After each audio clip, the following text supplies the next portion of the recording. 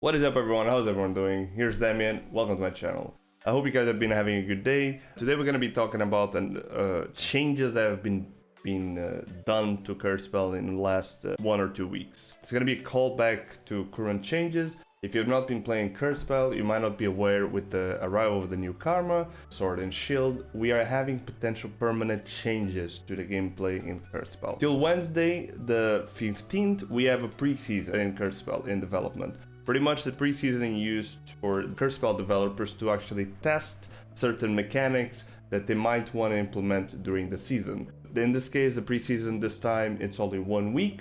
So during this week, we had enough time to see kind of how it would impact the game. I'm going to talk about some of the major changes that were implemented. I will not talk about every single change that occurred this week for the simple reason that there's a lot of them. So I'm going to only talk about the big ones, the ones that actually change an enormous gameplay, combo-wise, damage-wise, stuff like that. So there was a lot of changes to Karma, some of the biggest ones being normalization to all endurance of breakers and the decrease of endurance of all slayers. This means that all breakers pretty much are at the same level when it comes to endurance. Their base endurance will be always the same. So beforehand we used to have sword and hammer with the highest base endurance, and now fist and I believe fist and scythe, but I'm not sure, would have the lowest endurance.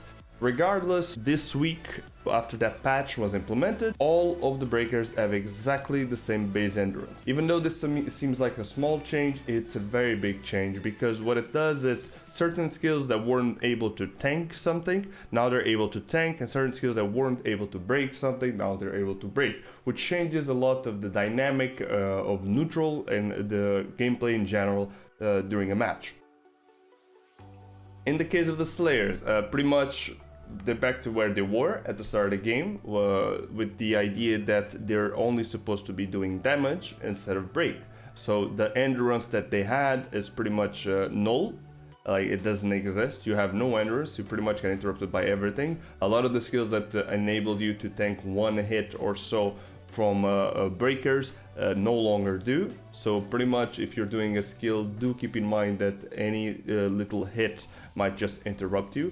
So I believe that the idea with this was to make it so that engage-wise, players have a higher motivation to actually engage with Breaker and then combo with Slayer. Even though this is the case for almost all Slayers, currently this is not the case for Dance of the Wind, the bow. Due to the fact that bow has a very good toolkit with the current changes. One of the changes that was also implemented was a change to stamina, where pretty much I believe that if you don't use anything that is related to escaping, running, dashing, your stamina does not get depleted. So basically you do not lose stamina, or you lose a little bit of stamina only if you only use commands. So in the case of bow, this is a very big thing, because bow has commands that enable it to move and direction and break at the same time without needing to spend a single cent of mana, which makes it so that it can constantly keep pressure on their enemies without any repercussions. No resource spent, no nothing. We can argue that the only thing that they might have, which every other Karma has, is obviously animations, but regardless, you see a big difference. So in this case, I would say that the only Karma that stayed unaffected by this, if anything, they got even more boosted by this change, was Dance of the Wind. So do keep in mind when going into the game, if you haven't played the game for a while, that Dance of the Wind right now is a bit out of balance when it comes to the changes. Every other Karma, I would say, is pretty much as intended by the developers. They mention it, what is the idea that they have when it comes to these changes. I will post everything down below when it comes to all the changes that I'm going to talk about today. Another change that also came during this week was a combo limit gauge. Basically, it's a new mechanic that manages how you're able to maintain an enemy in a combo. Once you reach, you have a gauge, and once you reach 100%, the enemy gets a free escape. Most of the people that play this game already know how this works. Beforehand, you were able to catch an enemy, and you could keep, if you had a good rotation on your skills and abilities and everything, you would be able to maintain that enemy in the combo for a very extended duration. The idea with this addition, according to developers, is to make it so that people do not get very highly punished by being in a combo 24/7. This was actually a very big case when it came to playing two breakers, or also known as double ape. The idea with this would be to take two breakers so that you would have a high efficiency when having an enemy in a combo. The enemy would have little to no chance to getting out unless you would rage break. So with the combo dodge, you basically have a window where you can keep them in the combo. After that, they will be released with a tiny rage break that only affects themselves. They'll go into an invulnerable state and then it can just run. With the combo limiter, you also get the combo reduction function, where once you reach a certain amount of damage on your enemy during a combo, your damage will be mitigated greatly. So how this works is, for example, currently we can actually tell how this works, which is, it seems to be, if you reach about around 10k damage on an enemy, the damage that you're doing the enemy is reduced greatly. I do not know the percentage, but I know that, for example, skills that normally deal 5k start doing 200, stuff like that. So it's a very hefty mitigation on the damage. In my opinion, when it comes to this kind of thing, I can tell that it's not a very well designed feature for the simple reason that it's based on HP instead of percentage HP. So flat HP instead of percentage HP, which makes a big difference if people are running, for example, full HP builds, which gives them a lot more chances to get out of combos than someone that is running low HP because they decided to make a different build instead of just going for the whole build that, you know, gives you such an advantage since the start of the game, which is an HP build. The developers did address this, and they said that they have an eye on this and they will be changing it in the future, and we can only hope that is the case. So till on next Wednesday we should see if they're gonna change something about this. Gameplay wise, I would say this are the most impactful changes that were made to the game. Other changes that I personally liked and disliked was made to the game modes. Team Deathmatch, CTF, and Conquest. Team Deathmatch currently goes up to 7 kills instead of 5 kills, and it has no timer, so the game does not end till one of the teams reaches the 7 kills. Instead of that, after 5 minutes, the map will get smaller by being engulfed by a bubble, quite similar to the bubble in survival mode and other battle royale games that we've seen. The game will end when one of the teams reaches 7 kills. In my opinion, the kills should go back to 5 and the bubble should get a bit smaller and much faster, and maybe gradually get smaller and smaller till they have little to no space and we eventually have a winner.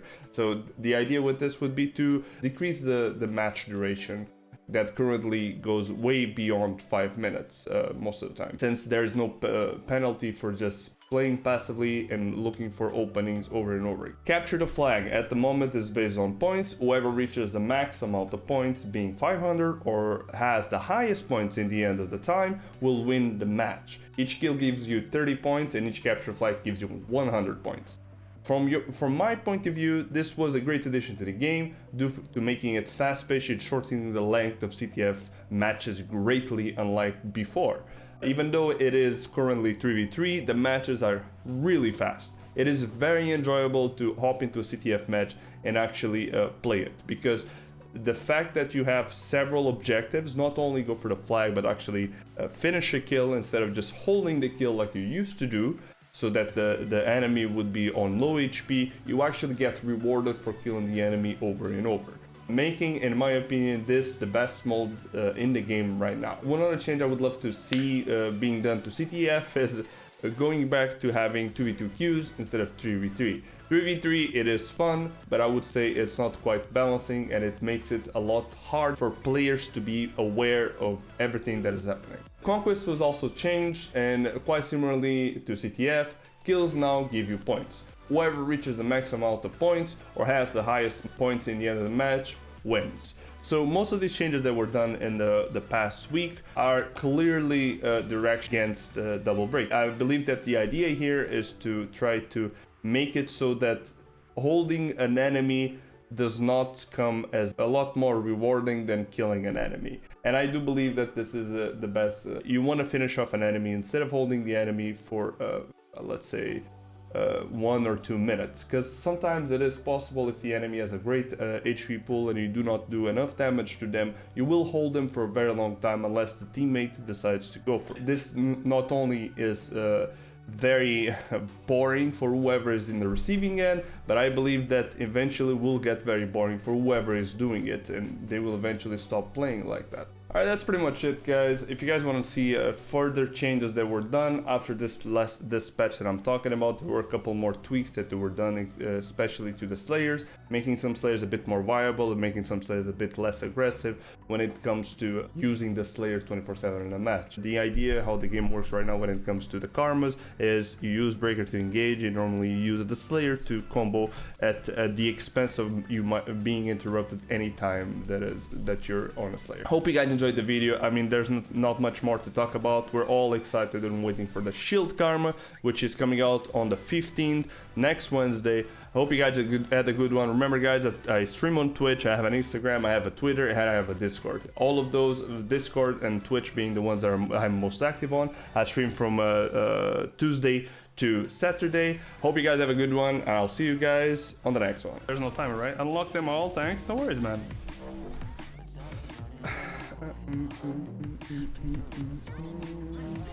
Alright. No way, I'm outside the map. No! You're joking!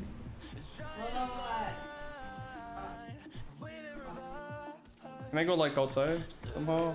Oh no, dude. You're fucking me. Oh no.